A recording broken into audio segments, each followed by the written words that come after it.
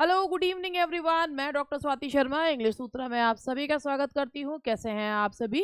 और Panacea series में आज आप सभी के लिए है गोल्सवर्दीज लाइफ स्केच, यानी कि अब हमारा जो पेनेशिया सीरीज में चलेगा सीरीज 19 वो है जॉन गोल्सवर्दी का लाइफ स्केच। उनके कुछ वर्क्स, क्वेश्चंस, ये सब मैं आप लोगों को करवाऊंगी। और जो हमारी 40 डे स्ट्रैटेजी है वो पेनेशिया 40 डे स्ट्रैटेजी वो स्टार्ट होगी अप्रैल से, जिसमें आप लोगों को बहुत अच्छे क्वेश्चंस और आपको भाई लास्ट मोमेंट में जो ड्राई रन है वो आपका सबसे बढ़िया जो है तैयारी के लिए वो 40 डेज जो आपकी स्ट्रैटेजी चलती है जो 2021 में भी चली थी वही स्ट्रैटेजी जो है, लेकिन हाँ चेंजेस के साथ वो भी चलेगी।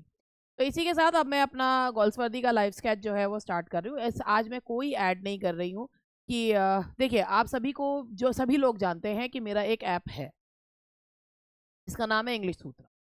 उस पे कोर्सेज भी हैं। होता क्या है ना कि बात ये है कि आज देखो ये ऐड के वो लगा तो रखे हैं कि कौन कौन से कोर्सेज हैं क्या है, मगर मैं फिर भी ऐड नहीं कर रही हूँ। इसलिए ऐड नहीं कर रही हूँ क्योंकि अब कोई मुझसे पूछ थोड़ी रहा है कि कोई ऐड क्यों नहीं कर रही, और यूँ कह रहे होंगे चल ला आगे बढ़, काम पढ़ कर ले, पढ़ा ले।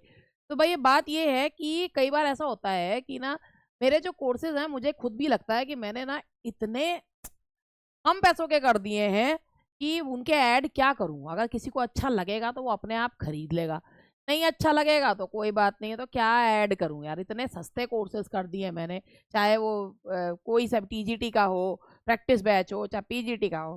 मैं नहीं कर रही ऐड, ठीक है। मैं जो काम करने के लिए आई हूँ पहले वही कर दूं, पढ़ा दूं आप लोगों को जॉन गोल्सवर्दी। आप सभी ने जॉन गोल्सवर्दी जी का नाम बहुत अच्छे से सुन भी रखा है। कौन है? 20th सेंचुरी के यानी कि मॉडर्न एज के राइटर हैं जॉन गोल्सवर्दी। अब वो एक इंग्लिश प्ले राइट थे, नॉवलिस्ट थे। उनका जन्म कहाँ हुआ था? सारे इंग्लैंड में हुआ था, ठीक है। तो आप में से भाई देखो सभी लोगों ने जॉन गोल्सवर्दी के बारे में ऐसा है कि इनके अब यूपीटीजीटी में 4 राइटर्स में से संबंधित क्वेश्चंस पूछे जाते हैं। ऐसा कोई पक्का नहीं है, वैसे उनकी एज से संबंधित क्वेश्चन भी पूछ लिए जाते हैं, लेकिन बेसिकली जो पूछे जाते हैं वो 4 राइटर्स में से पूछे जाते हैं, ठीक है। तो उनका जन्म जो है वो ही was an English playwright and that be 1867। लेकिन जब उन्होंने लिखना शुरू किया था तो वो मॉडर्न एज को बिलोंग करते हैं, 20th सेंचुरी को बिलोंग करते हैं। वैसे तो 19th सेंचुरी में उनका जन्म हुआ था। बहुत बढ़िया सोने का चम्मच मुंह में लेके पैदा हुए थे। हैरो स्कूल से पढ़ाई करी and law new college Oxford में पढ़ाई करी, लेकिन लॉ से वो डिससेटिस्फाइड थे। उन्होंने जो है ही टर्न टूवर्ड्स राइटिंग, मतलब उन्होंने प्रैक्टिस नहीं करी। उन्होंने लॉ की डिग्री जरूर ली मगर उन्होंने लॉ की प्रैक्टिस नहीं करी। अब ये अब होता है ना कि he was born with a silver spoon. उनके जो फादर थे वो, उन्होंने लॉ की डिग्री क्यों ली? क्योंकि उनके फादर भी क्या थे, he was also a lawyer, solicitor थे उनके जो फादर थे। और जो है उन्होंने सिर्फ अपने फादर के कहने पर लॉ किया जरूर, क्योंकि वो अपने फादर से काफ़ी डरते भी थे, लेकिन उन्होंने लॉ को प्रैक्टिस नहीं कर। उन्होंने वो राइटिंग को अपना करियर बनाना चाहते थे मगर अपने फादर से वो बहुत ज़्यादा डरते थे। तो उन्होंने ना पहला कलेक्शन जो निकाला, अब आप जानते हैं कि जब हम पहला कोई भी चीज़ जब जब पहली बार काम करते हैं ना तो ऐसा हो ही नहीं सकता कि उसमें गलतियां ना हो, ठीक है। और यही चीज़ हुई थी। उनका first collection of short story जब उन्होंने निकाला, फ्रॉम द फोर विंड्स, तो उन्होंने इसे कहा माय फर्स्ट सिन। और ये जो है ये 1897 में आया था, फ्रॉम द फोर विंड्स। और उसके बाद उन्होंने ये कहा था, उन्होंने अपने नाम से नहीं लिखा था, जॉनसन जॉन के नाम से लिखा था, जॉन सन ऑफ जॉन। और माय फर्स्ट सिन उन्होंने उसे कहा था, और ये कहा था कि burn it and you will oblige me, कि जला दो इसे। मतलब इतना बेकार है ये कलेक्शन कि जला दो। होता है ना कई बार हम लिख तो देते हैं भावनाओं में आकर, वो पब्लिश भी हो जाता है, मगर then we get to know कि वो चीज़ इस लायक नहीं है। तो उन्होंने से माय फर्स्ट सिन कहा है। और फ्रॉम द फोर विंड्स के लिए उन्होंने कहा है कि burn it and you will oblige me. एक उनका नावल था जोसलिन, जो कि 1898 में आया था। ये दोनों ही चीज़ें जो हैं उन्होंने किस में यूज़ करी है। 1899 भी है जोसलिन का जो है। फ्रॉम द फोर विंड्स 1897 में आया था। और उनका जो फर्स्ट फुल लेंथ नॉवल है ये 1898 में लिखा गया। 99 में जो है ये पब्लिश जो हुआ है, 99 में माना जाता है, 1899 है। इसको मैं जरा एक मिनट ठीक कर देती हूँ कि ये 89, ये जोसलिन जो है 99 भी जो है वो माना जाता है, और 18 क्या कर रहा है मैंने, और ये जो है ये इसको उन्होंने जो है, इनका पहला नॉवल था जॉनसन जॉन नाम से, इन्होंने इसको पब्लिश किया था। ठीक है जी, यार ये इनका फुल लेंथ नॉवल है। ये जो जोसलीन है ये फर्स्ट फुल लेंथ नॉवल है, और आपको पता है इस तरीके वाला क्वेश्चन आया है पहली बार जब 2019 में आया था, तब उसी को जैकोलिन को जो है उन्होंने सही मान लिया था, और 2021 में उसे गलत माना गया था। तो अब आगे बढ़ते हैं। 1904 में उनकी जो उनके खुद के नाम से जो पहली किताब आई, उनके खुद के नाम से, दैट वाज द आइलैंड फेरिसीज, 1904 में अपने नाम से छपवाने का एक रीजन था। अब क्या रीजन था कि भाई बात यह है कि उनके अब उन्हें अपनी आइडेंटिटी छुपाने की जरूरत नहीं थी, और उनके फादर की डेथ हो चुकी थी। उनके जो नोटेबल वर्क्स हैं द फॉरसाइट सागा, और फॉरसाइट सागा जो कि एक उन्होंने एक अपर मिडिल क्लास फैमिली के बारे में लिखा है, एंड सीक्वल है modern comedy and of the chapter. अब यहाँ पे बताया गया है कि उनके जो फादर थे, जैसे मैंने आपको पहले ही बता दिया, उनके फादर जो है वो लंदन सॉलिसिटर थे, प्रॉपर्टी ओनर थे। बार में उनको बुलाया गया था, यानी कि चैम्बर में उनको बुलाया गया था, मगर उन्होंने प्रैक्टिस कभी नहीं करी। प्रैक्टिस है 1891-93 में उनकी वो एक वर्ल्ड ट्रिप पर गए थे, और 95 में लिखना शुरू करा था। 1905 में उन्होंने शादी करी थी एडा से। ये उनके कज़न की जो है, मतलब उन्होंने जो एडा नेमेसिस थी वो उनके कज़न की वाइफ थी, आर्थर की, और उससे उन्होंने शादी जो है वो की थी। चलिए आगे भी बताती हूँ। अब आगे हम लोग जो है बढ़े, इससे पहले मैं आपको कुछ चीजें और भी बताना चाहूंगी। क्या बताना चाहूंगी, चलिए आगे बढ़ते हैं। 1905 he married Ada, the wife of his cousin Arthur Galsworthy. 1912 में उन्होंने एक स्लॉटर हाउस है, स्लॉटर हाउस जानते हैं आप, जहाँ पे बूचड़ खाने होते हैं, जहाँ पर जानवरों का साइब खाना जिसे कहा जाता है, स्लॉटर हाउसेस का टूर करा, और उन्होंने एक रिपोर्ट लिखी जो जिस तरीके से एनिमल्स को स्लॉटर किया जाता था। 1916 में 1916 में गोल्सवर्दी और उनकी पत्नी ने एक हॉस्पिटल में काम किया फ्रांस में कुछ महीने, और 1918, ये क्वेश्चन भी एक कई बार आता है कि कब उन्होंने जो है बेसिकली जो है कब उन्होंने नाइटहुड का ऑफर रिफ्यूज करा। तो इसमें अलग अलग है, तो थोड़ा सा मैं इसके बारे में बताना चाहूंगी। देखो 1917 में उनको नाइटहुड का ऑफर दिया गया था। ठीक है, कि उन्होंने कहा था नाइटहुड का ऑफर उनको 1917 में दिया गया था। तो उन्होंने कहा कि literature is its own reward, तो उन्होंने कहा कि लिटरेचर अपने आप में ही एक रिवॉर्ड है। तो अब उनका जो नाम था वो 1 जनवरी 1918 को अनाउंस होना था। तो 1 जनवरी 1918 को अनाउंस होना था। तो बेसिकली उन्होंने 1917 में, मतलब ये मानो भी उनके पास ऑफर आया, 1917 में उन्होंने रिफ्यूज करा ये कहते हुए कि literature is its own reward, लेकिन उनका नेम जो है वो 18 में 1 जनवरी 1918 में जो है वो आना था। तो ये माना जाता है कि 1918 में, मतलब जो उन्होंने मना कर दिया कि मुझे नाइटहुड का ऑफर नहीं चाहिए, तो ये 1918 माना जाता है। इन 1921, अब ये कुछ इस तरीके के क्वेश्चंस हो जाते हैं जो ना कि 1917 में उन्होंने ऑफर रिफ्यूज करा कि 1918 में। अब बात ये है कि 1917 में उनके पास ऑफर आया, मतलब अब लास्ट में ही आया, लेकिन उनका जो नाम अनाउंस होना था वो 1 जनवरी 1918 को होना था। तो जो ऑफिशियल डेट मानी जाती है वो 1918 में, कि भाई उन्होंने उस समय लेने से मना कर दिया। तो 1918 वो ईयर माना जाता है जिस समय ही रिफ्यूज जो है नाइटहुड की उपाधि उन्होंने लेने से मना कर दिया। इन 1921, अब ये देखिए एक ये चीज है, इन 1921 वो पेन के, he was elected as the first president of the late section of the pen club, an international body of, ये इसमें देखिए ये है जो पेन था, ये है poets, playwright, essayist and novelist. Poets, playwrights and ये पेन का पूरा फुल फॉर्म है poets, playwright, essayist and novelist. तो 1921 में वो प्रेसिडेंट बने थे, इसके पेन के बने थे। W.J. लॉन्ग का ने उनके बारे में कहा है कि he never learn to tell a good story. Forsyte saga, अगर हम कहते हैं फॉरसाइट सागा जो है वो upper middle class Victorian society को दिखाता है। It shows the upper middle class Victorian society. तो जो अपर क्लास को अपर मिडिल क्लास को, और Indian summer of a Forsyte is his masterpiece. He used to write, कहते हैं कि वो फिक्शन तो मॉर्निंग में लिखते थे और ड्रामा आफ्टरनून में लिखा करते थे। ये कुछ उनके बारे में बातें हैं। और he used to write fiction, it was his, और एक उनकी एक बहुत एक आदत थी कि वो ना ओल्ड नॉवल को नए ड्रामा में जो है वो कन्वर्ट कर देते थे, ठीक है। और आइलैंड फेरिसीज रीअपीयर्ड एज द पिजन, उन्होंने आइलैंड फेरिसीज लिखी थी। उनका आइलैंड फेरिसीज जो है, देखिए आइलैंड फेरिसीज जो है वो रीअपीयर्ड हुआ था 1904 में, जो आया था वो पिजन ड्रामा के रूप में आया था। गोल्सवर्दी ने ये कहा है कि every grouping of life has its inherent moral and the business of the dramatist is to bring the moral poignantly to the light of the day.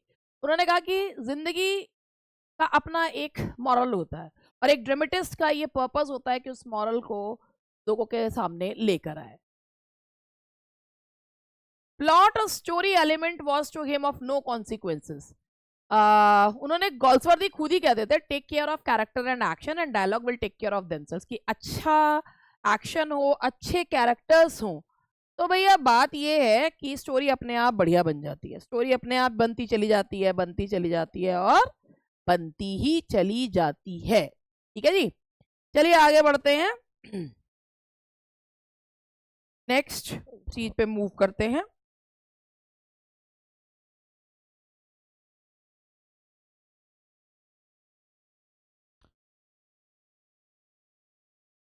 In one of his prefaces, he declared, "This play is a picture of human herd in its attitude towards an offender, heads lowered, heads pointed." और ये एक preface में उन्होंने ये कहा है कि ये जो प्ले है ये ह्यूमन हर्ड यानी कि इंसान के झुंड के बारे में है। झुंड, एक ह्यूमन इंसान जो झुंड बिहेवियर करता है, झुंड में जैसा व्यवहार होता है, और in its attitude towards an offender, heads lowered, heads pointed. ये उन्होंने अपने एक प्रीफेस में लिखा है। 1929 में उनको जो है ऑर्डर ऑफ मैरिट जो है वो कब दी गई थी? 1929 में उनको ऑर्डर ऑफ मैरिट जो है वो दी गई थी। ठीक है जी, चलिए आगे बढ़ते हैं। 1 मिनट का मुझे टाइम दीजिए बस।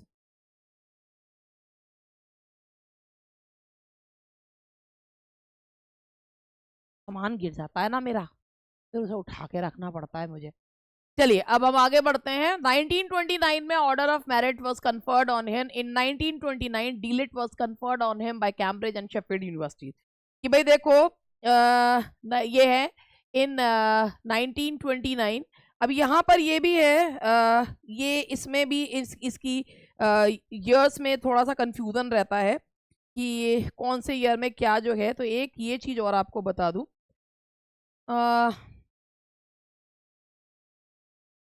1930 है। In 1930 DLitt was conferred on him. 1929 नहीं है, देखो बहुत सारी यूनिवर्सिटीज ने उनके ऊपर ऑनररी डिग्री दी है। तो 1930 में 1929 में उनको जो है वो जो डिग्री ऑनररी डिग्री मिली थी वो मिली थी 1929 में डबलिन यूनिवर्सिटी से, और कैम्ब्रिज एंड शेफील्ड यूनिवर्सिटी ने 1930 में करा था। तो दैट इज 1930 का कहा गया। 1930 DLitt was conferred on him by Cambridge and Sheffield Universities।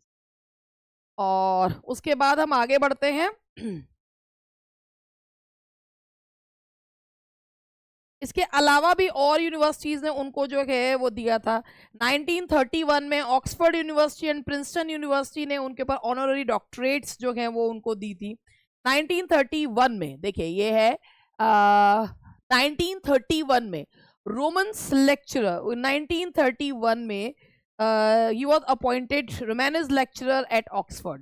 उनको एक रोमानिस लेक्चरर जो है वो, अब इतनी सारी डेट्स वगैरह याद रखनी पड़ती है, तो 1931 में वो रोमानिस लेक्चरर एट ऑक्सफोर्ड जो है वो अपॉइंट किए गए थे। और सबसे बड़ा जो अवार्ड उनको मिला दैट इज 1932 में नोबेल प्राइज फॉर लिटरेचर मिला था, और उन्होंने वो सारी प्राइज मनी डोनेट कर दी थी।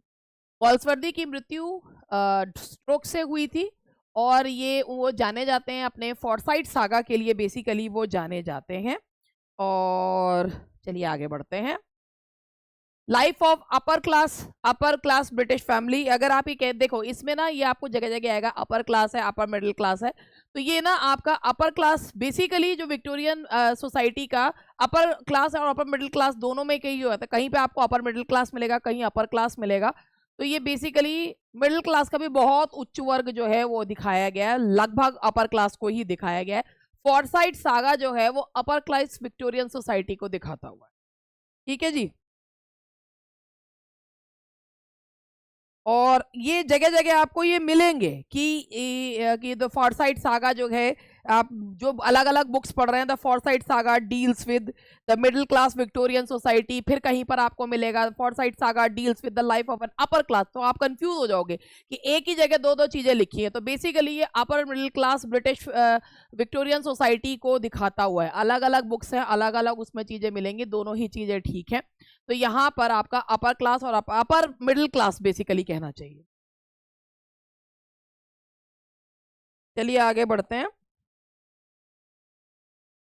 गॉल्सवर्दी के जो फेमस प्लेज हैं उनमें सिल्वर बॉक्स है, जिससे जो उन्हें पहचान दिलवाई थी। और सिल्वर बॉक्स में ये बताया था कि एक आयरॉनिकल सिचुएशन जो है वो दिखाई गई थी कि भाई law is different for the rich and different for the poor. तो कैसे लॉ जो है रिच और पुअर के लिए अलग अलग हो जाता है। तो चांदी की डिबिया के नाम से इसका जो है हिंदी रूपांतरण भी है।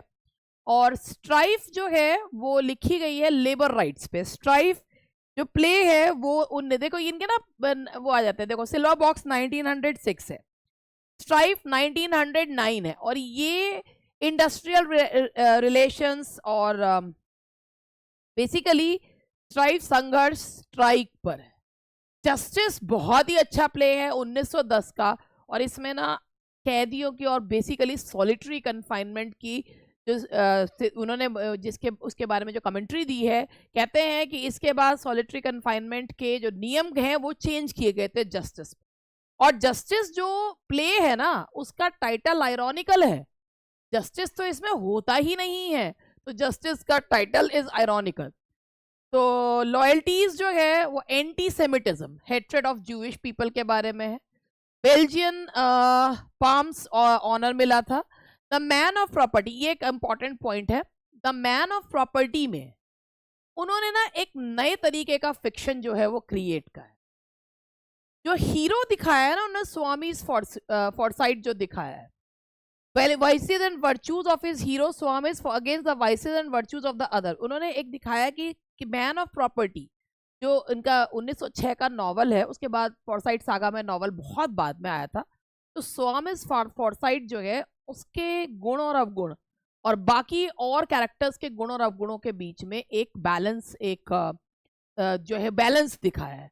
अगर हम बात करें गॉल्सवर्दी के मेजर वर्क्स की, तो from the four winds 1897, Jocelyn 1890, अगर हम इसमें कहें तो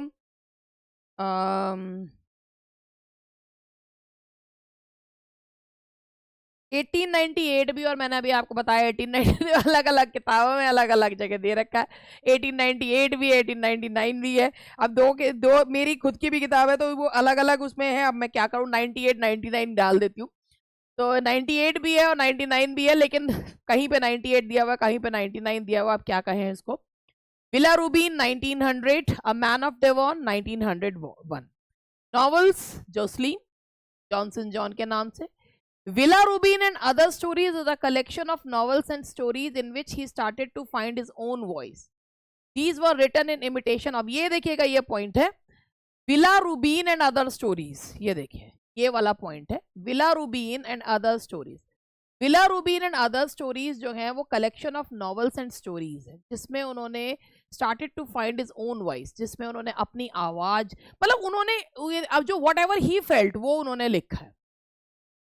ये रुडयार्ड किपलिंग के ही मतलब लिखा गया है कि रुडयार्ड किपलिंग के इमिटेशन में विला रूबीन एक ऐसा नॉवल है जो उन्होंने डेडिकेट किया था to his sister, to my sister Blanche. It displays the influence of Turgenev's human realism. तो ये जो विला रूबीन है ना, ये उन्होंने अपनी सिस्टर को करा था, और इसमें ये उन्होंने बोला भी है कि किस तरीके से जो अमीर वर्ग है वो गरीब लोगों को बुरी तरीके से चूस लेते हैं। मैन ऑफ डिवोन अपने फादर को, a knight dedicated to his mother, salvation of Forsyth to his brother with the dedicatory note to my brother. He introduced the Forsyth character for the very first time in this story. His name is Swithin Forsyth, who reappeared in The Man of Property. तो ये देखिए कि Salvation of Forsyth में उन्होंने Swithin Forsyth को पहले create करा था। ये कुछ पॉइंट्स हैं जो आप लोगों के लिए हेल्पफुल हो सकते हैं। और आइलैंड फेरिसीज को रिवाइज किया गया था 1908 में। कंट्री हाउस, इसके बारे में क्वेश्चन पूछे जाते हैं कि ये कौन सी क्लास जो है वो इसमें बिलोंग करती है, भाई अपर क्लास का है, लोअर क्लास का है, सारा धीरे धीरे मैं आपको ये चीज़ें बताऊंगी। Fraternity, patrician, the dark flower जो इनका लव जो है ये इनका लव नॉवल है। Saint's progress, the man of property, the burning spear, ये बीइंग द एक्सपीरियंस, ये उनका कलेक्शन है। The burning spear, modern comedy, white monkey. और एक लोग पूछते हैं कि एक क्वेश्चन है कि which of the following is not Galsworthy's work, और इसमें आता है कि the white monkey, a silent wooing, passers by, silver spoon. तो भैया देखो इसमें ना द और ए से बहुत फर्क पड़ जाता है। तो ऑप्शन में अगर सिर्फ सिल्वर स्पून लिखा हुआ है तो वो it is not the work of Galsworthy. उनके वर्क का नाम है the silver spoon, silver spoon नहीं है, द सिल्वर स्पून। और अगर इस मान लो सिल्वर स्पून लिखा हुआ है और कोई वर्क भी ऐसा है जो गोल्सवर्दी का है ही नहीं, जैसे मान लो आर्म्स एंड द मैन दे दिया, ऐसे दे दिया white monkey, a silent wooing, silver spoon and arms and the man, तो तुम सिल्वर स्पून को गोल्सवर्दी का वर्क मान लोगे और आर्म्स एंड द मैन को जो है गोल्सवर्दी का वर्क नहीं है। लेकिन अगर 4 वर्क्स आ रहे हैं उसमें सिल्वर स्पून के आगे आर्टिकल द नहीं लगा हुआ है तो आपको ये मानना पड़ेगा हाँ ये गोल्सवर्दी का वर्क नहीं है। अब क्वेश्चन बनाने वाला कुछ भी दे सकता है ना, जैसे याद है उसमें ए और द का ही हो गया था स्काईलार्क वाले में, to a skylark, to the skylark, swan song, end of the chapter, और ये सारे उनके वर्क्स हैं। अब मैं आप लोगों को गोल्सवर्दी का एक बहुत ही फेमस जो वर्क है दैट इज स्ट्राइफ, उसके बारे में मैं आप लोगों को बताना चाह रही हूं। अगर आप लोग ध्यान से सुन लें तो मैं बता दूंगी। 1909 का ये प्ले है स्ट्राइफ। चलिए स्ट्राइफ की कहानी ध्यान से सुनिएगा। स्ट्राइफ एक कहानी है एक स्ट्राइक की, एक टिन फैक्ट्री में जो कि इंग्लैंड में है। फैक्ट्री वर्कर्स ना बहुत लंबी स्ट्राइक पर है और वो क्या डिमांड कर रहे हैं, बेटर वर्किंग कंडीशंस। ऑब्वियसली कोई भी व्यक्ति यदि काम करता है तो वो एक बेयर मिनिमम तो चाहता ही है। फैक्ट्री के ओनर जो हैं जॉन एंथनी, वो ओल्ड स्कूल गाय हैं, वो बिल्कुल मना कर देते हैं कि मैं वर्कर्स की डिमांड के आगे झुकूंगा ही नहीं, क्योंकि अगर आप उनकी एक डिमांड मान लो तो वो एक के बाद ऑलिवर ट्विस्ट की तरह एक के बाद एक डिमांड करते चले जाते हैं। अब वर्कर्स जो है ना वो बहुत, अब आप सोचो जो रोज कमाने खाने वाला आदमी है और स्ट्राइक की वजह से उनके घर में खाने के भी लाले पड़े हुए हैं। फाइनली वर्कर्स जो हैं वो कॉम्प्रोमाइज के लिए तैयार होते हैं और एंथनी जो है वो रिजाइन कर देते। समरी है इस तरीके से, throughout the long English winter the workers of the Trenartha plate tin works have been on strike. कि पूरे सर्दियों के दौरान जो वर्कर्स हैं त्रिनार्था के टिन प्लेट के वो स्ट्राइक पे हैं। तो चेयरमैन है कंपनी के जॉन एंथनी और उनके अदर डायरेक्टर्स हैं वो लंदन से त्रिनार्था आए हैं और वहां पर एक मीटिंग रख रहे हैं at the home of the factory manager Francis. अब act 1 of the play takes place in Underwood's dining room. Act 1 जो है वो अंडरवुड के डाइनिंग रूम में शुरू होता है। डायरेक्टर्स जो हैं उसे एक बोर्ड रूम की तरह यूज करते हैं। तो अब ये देखिए कुछ पॉइंट्स हैं। स्ट्राइक की शुरुआत हुई थी अक्टूबर में और अब फरवरी चल रहा है। सोचिए, अक्टूबर, नवंबर, दिसंबर, जनवरी, और 4 महीने या 3.5 महीने बीत चुके हैं। और इससे क्या हुआ है कि जो डायरेक्टर्स हैं वो ये सोच रहे हैं कि ना तो जो है कि डायरेक्टर सोच रहे हैं कि वर्कर्स तो ना तो अपनी मांगे छोड़ रहे हैं और ना नेगोशिएट कर रहे हैं। फेलो डायरेक्टर्स की चिंताओं के बावजूद एंथनी जो है वो कहता है मैं किसी प्रकार का कोई कंसेशन नहीं करूंगा। कहते हैं मैंने बहुत सारी स्ट्राइक्स को पहले भी जो है वो फेस किया और मैंने जो है इससे पहले भी 4 स्ट्राइक्स को बिना नेगोशिएट करे जो है वो सॉल्व किया। डायरेक्टर्स जो है साइमन हार्नेस से मिलते हैं, जो कि लेबर यूनियन का ऑफिशियल है। वो बताता है कि union is not banking the strike, कि यूनियन जो है स्ट्राइक को बैकअप नहीं दे रही है, क्योंकि कुछ वर्कर्स की डिमांड्स जो है वो बहुत एक्सेसिव है एंड एक्सीड कंटेम्प्रेरी पे रेट्स एट अदर फैक्ट्रीज। तो और वो जो अन्य फैक्ट्रीज में पे रेज मिल रहा उससे भी ज्यादा है। लेकिन वो ये कहता है कि the strike action is essentially reasonable, लेकिन वो कहता है कि जो स्ट्राइक चल रही है वो तो ठीक है और यूनियन उसे सपोर्ट भी करेगी अगर वो लोग अपनी डिमांड्स को कम कर लेते हैं। वो कहता है कि लीडर जो है वो स्ट्राइकिंग वर्कर्स का वो डेविड रॉबर्ट्स। अब ये 2 जिद्दी लोग जो हैं वो टकरा गए हैं, mister Anthony and David Roberts. और कहते हैं ना कि जब 2 जिद्दी एक से लोग टकराते हैं तो जो मजबूत होता है वो टिकता है, दूसरा वाला तो टूट जाता है। अब रॉबर्ट्स जो है वो डायरेक्टर से बात करने के लिए आता है, तो रॉबर्ट्स कहता है कि मैं झुकूंगा नहीं, आई विल जो है टूट जाऊंगा मगर रुक झुकूंगा नहीं। रॉबर्ट्स जो है is resolute in his claim. वो कहता है कि telling the directors that the workers will not make any concessions, कि वर्कर्स अपनी डिमांड्स नहीं छोड़ेंगे। और डायरेक्टर्स के साइड में एंथनी इतने ही जिद्दी है। अब जब रॉबर्ट्स चला जाता है तो अब बाकी के डायरेक्टर्स लंच करने के लिए जाते हैं। टेंच जो कि कंपनी का सेक्रेटरी है वो एंथनी से कहता है कि मुझे लगता है बाकी के डायरेक्टर्स आपके अगेंस्ट हैं और वो आपके खिलाफ जाने की सोच रहे हैं। अब एक्ट 2 स्टार्ट होता है। Afternoon of Feb 7 in the kitchen of David Roberts cottage. David Roberts के कॉटेज के पास शुरू होता है। टिन वर्क्स एनिड अंडरवुड, जो कि the wife of factory manager Francis Underwood and daughter of company's owner John Anthony is visiting Annie Roberts. वो Annie Roberts से मिलने के लिए आते हैं, जो कि डेविड की वाइफ है। एनी जो है कभी एनेट की मेड थी, तो एनेट जो है वो अपने पुराने रिलेशंस का पुराने रिलेशंस को सोचते हुए एनी को परसुएड करती है कि उसके हस्बैंड को कॉम्प्रोमाइज कर लेना चाहिए बोर्ड ऑफ डायरेक्टर्स के साथ। एनी बीमार है और एनेट पूरी कोशिश कर रही है कि कुछ खाना उसको भेज दे, मगर रॉबर्ट्स जो है अपनी वाइफ को वो खाना एक्सेप्ट नहीं करने देता। दोनों ही आदमी बहुत जिद्दी हैं। अब वो अपनी कॉटेज में आता है, एनेट वहां पर है और वो आर्ग्यू करते हैं। एनेट कहती है कि मैं तुमसे she wants to talk to him, कि वो उससे बात करना चाहती है। रॉबर्ट कहता है कि नहीं, मुझे किसी भी प्रकार की कोई बातचीत में कोई इंटरेस्ट नहीं है और मैं एंटनी के सामने झुकूंगा नहीं। एनेट चली जाती है और रॉबर्ट जो है वो अपने जो लोग स्ट्राइक कर रहे हैं उनसे मिलने के लिए चला जाता है। हेनरी थॉमस जो कि एक वर्किंग मैन कमेटी का अनदर मेंबर है, वो रॉबर्ट से कहता है कि अब मजदूर टूट रहे हैं, अब वो तुम्हारे सपोर्ट में नहीं है। अब यहां पर the second scene of the act 2 takes place outside the walls. अब सेकेंड सीन शुरू होता है। साइमन हार्नेस स्ट्राइकर्स को एड्रेस करता है। वो कहता है कि यूनियन आपको सपोर्ट नहीं कर सकती, अब आपको मैनेजमेंट के सामने झुकना ही होगा। Henry Thomas and George Rouse, 2 of the workers, वो भी यही मैसेज देते हैं। डेविड रॉबर्ट्स जो है ना एक लोगों को भड़काने वाली स्पीच देता है, लोगों को इमोशंस को जो है स्टिर करने वाली।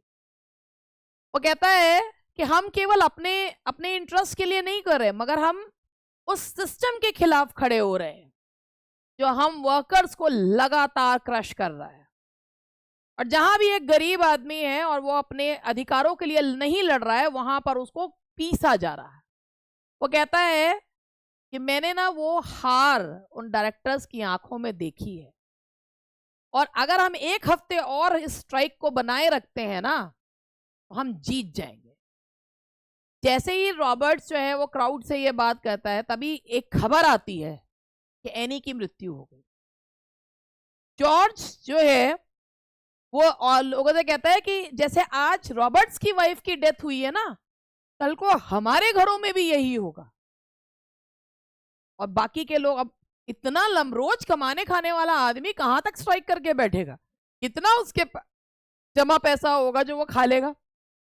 तो वो जो है ना वो कहता है कि ठीक है, अब मेजॉरिटी ऑफ वर्कर्स जो है वो कॉम्प्रोमाइज करने के लिए तैयार हो जाते हैं। एक्ट 3 शुरुआत होती है फ्रांसिस अंडरवुड के घर पर, जहां पर एनेट और एडगर जो है वो ड्राइंग रूम में बैठे हुए बात कर रहे हैं। और एनेट जो है एडगर से कहती है कि तुम जो है एंथनी को सपोर्ट करो इन इज रिफ्यूजल टू कॉम्प्रोमाइज, क्योंकि अगर हार गए ना तो जो है ना वो उसको बर्बाद कर देंगे, मतलब हार बर्बाद कर देगी।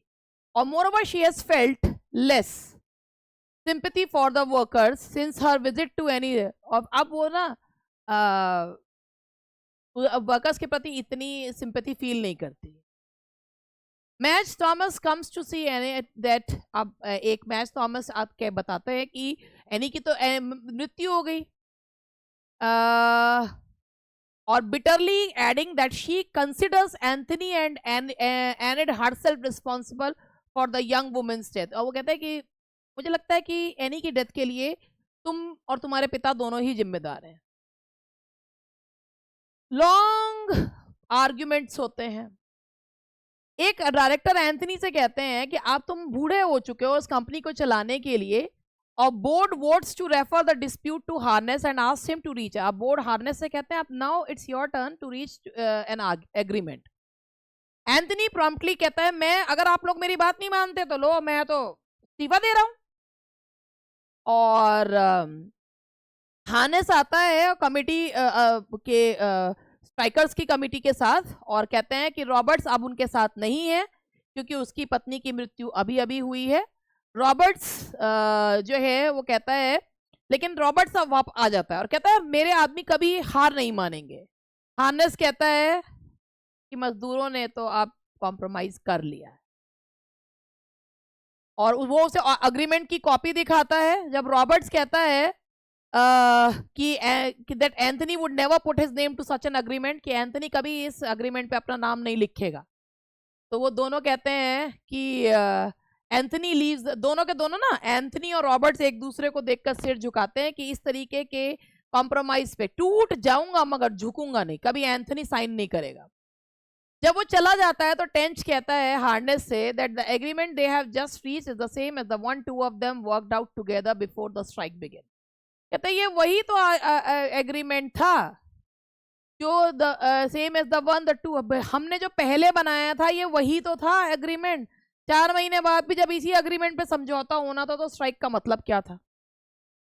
कहने का मतलब ये है कि नुकसान जो होता है वो केवल और केवल उस व्यक्ति का होता है जो रोज कमाने खाने वाला हो। एंड इसमें एक बहुत फेमस स्पीचेस भी हैं कि the one woman died and the 2 men destroyed, कुछ इस तरीके की लाइंस वगैरह हैं। तो ये है स्ट्राइफ, और बाकी इसी तरीके के मैं आप लोगों को इनके प्लेस वगैरह के बारे में बताती रहूंगी। मिलते हैं जल्द ही, बाय बाय। और भैया पढ़ लो, अफवाहों पे ध्यान मत दो कि तब है पेपर और अब है पेपर। अभी तक तो देखो पेपर की डेट हटी नहीं है, आराम से पढ़ो, डोंट वेस्ट योर टाइम। ठीक है जी, कहना मेरा काम था, मैं भी कुछ ना कुछ कहती ही रहती। मेरे पढ़ाने वाले तरीके पे ध्यान दे लो, बाकी की तुम्हारी मर्जी है।